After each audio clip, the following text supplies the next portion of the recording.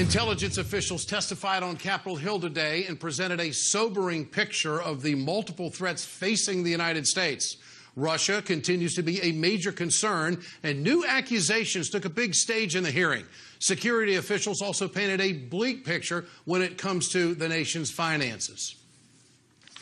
Under no uncertain terms, the message to lawmakers today was the United States is under attack.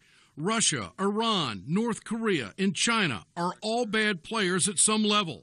From fundraising by terrorist groups to misinformation, the new frontier in this war is space. Russia and China will continue to expand their space-based reconnaissance, communications, and navigation systems in terms of numbers of satellites, breadth of capability, and applications for use.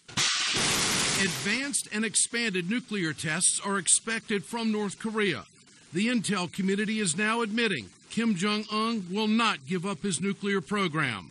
Because the regime views nuclear weapons are critical to its security. Kim also probably sees nuclear ICBMs as leverage to achieve his long-term strategic ambition to end Seoul's alliance with Washington and to eventually dominate the peninsula. The panel was in unison. Russia is already meddling in the 2018 elections and is not expected to reverse course after having what intel officials believe to be a considerable impact in the 2016 elections. With respect to Russian influence efforts, let me be clear. The Russians utilize this tool because it's relatively cheap, it's low risk, it offers what they perceive as plausible deniability, and is proven to be effective at sowing division.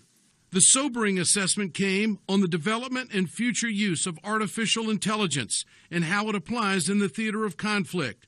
There is clearly a race for technological superiority between the superpowers. Artificial intelligence, machine learning, which is really kind of where we are right now. It's more machine learning than it is artificial intelligence. We're seeing all of our near-peer competitors invest in these kinds of technologies because it's going to get them to decision cycles faster, allow them to digest information in greater volumes, and have a better situational understanding of what's happening in the battle space.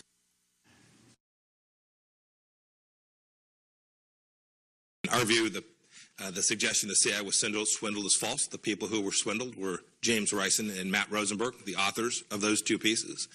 Meanwhile, the Department of Homeland Security is calling out NBC News for misleading reporting.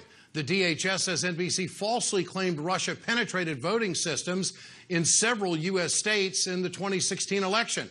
NBC's flub is adding fuel to the flames of the president's war with the media. On Sunday, the president tweeted out calling the fake news media and citing the media's low approval ratings. For more on this, we turn to Chris Chambers, professor of journalism at Georgetown University. Well, I can tell you the cables really don't care about whether it's right or wrong. They care about whether people are watching or not, and Trump has saved cable in many, many respects. Got to pay those bills.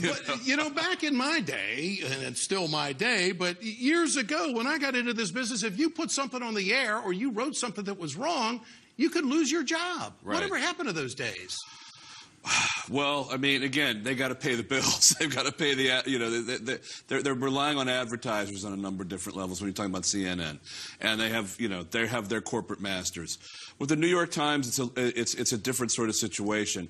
I mean, they can sit there and hide behind a wall, basically saying, look, this is a weird universe we're in now. We got to rely on this source and this source and this source, and they can basically hide behind this wall and say, Pompeo, if you have proof that we made it up. Yes, there's tribalism there, but I think a lot of it, again, is a business model, especially when you're talking about CNN, to some extent with MSNBC. I think it's definitely tribalism with Fox News, but they've been transparent about that from the get-go. Mm-hmm. I think with CNN, it's a mixture of, and MSNBC, tribalism plus. So I said tribalism plus money. So they have to excite